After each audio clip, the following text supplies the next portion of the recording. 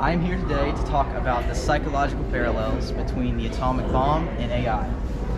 So, as we know, the atomic bomb was used in World War II, in the ending of World War II, and it was invented by Robert Oppenheimer.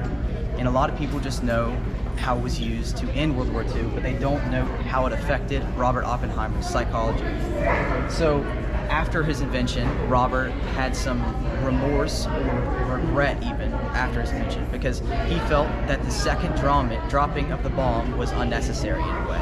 He thought that the first was good because it was used as a political maneuver and it ended World War II, but the second he felt was unnecessary. And he famously says to the president, he says, "Mr. President, I have blood on my hands."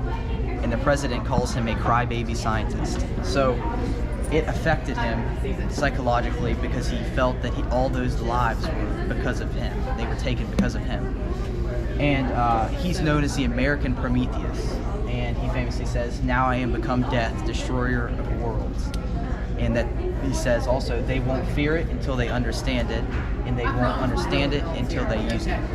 And that says a lot about the bomb, because while we do understand how it can affect a country and the damage it can do, we don't know how it affected him. And to transition to AI, AI was developed by a variety of developers, mainly Geoffrey Hinton, who is credited with the invention ultimately, and is known as the godfather of AI. So Geoffrey Hinton developed AI in an experiment trying to mimic the human mind. So the human mind is largely unknown, has a sense of unknown, and similarly, AI does too. So he fears what can happen, and I know we all hear about the movies Terminator and stuff like that, and that essentially is what could happen with AI.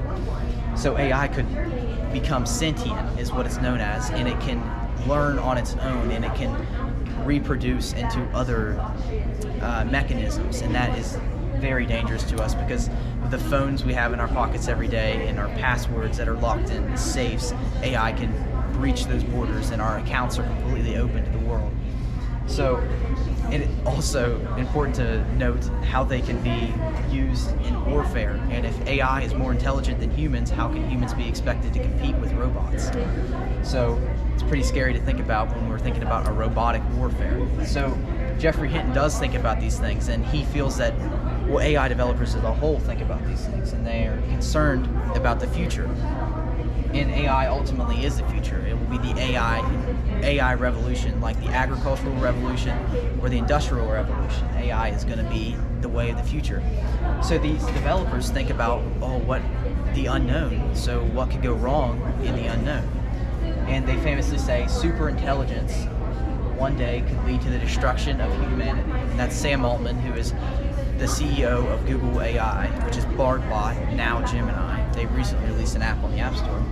And then Geoffrey Hinton says there is enormous uncertainty about what is going to happen next. And he says this in an interview in 60 Minutes. And if you're not concerned about AI, you should be, says Elon Musk, who we all know, a genius with technology and futuristic things.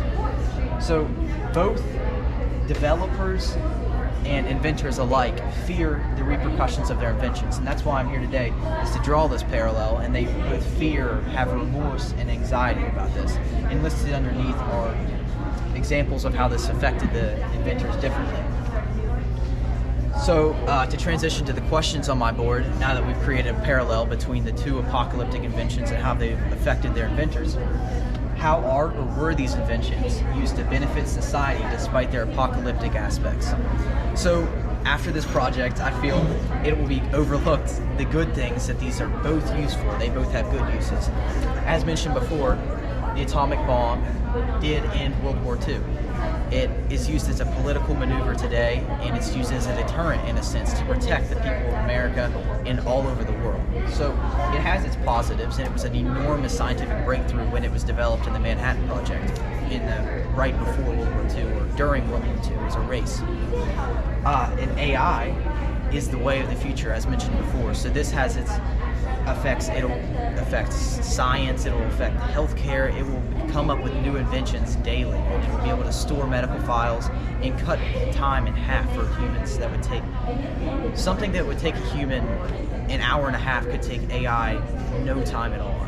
It's amazing how it can be used positively if controlled, and that's important to know, if controlled. And companies like Google have released documents that work to control these things and state how we as users of AI can regulate it and keep it from becoming dangerous. And this is listed in a primary source in my abstract. But I watched the movie Oppenheimer this summer, and I have a business relating to AI, and I knew that as soon as I watched the movie that there was the uncertainty with AI, the associated with AI, and the danger that we know commonly as the atomic bomb. There was a parallel between the two and the effects that they had on their inventor, because in the movie it emphasized how much it affected Oppenheimer. Did a great job with that. So I knew that I had to make a project about it to show people that what is commonly overlooked. So thank you for your time, and that is my project.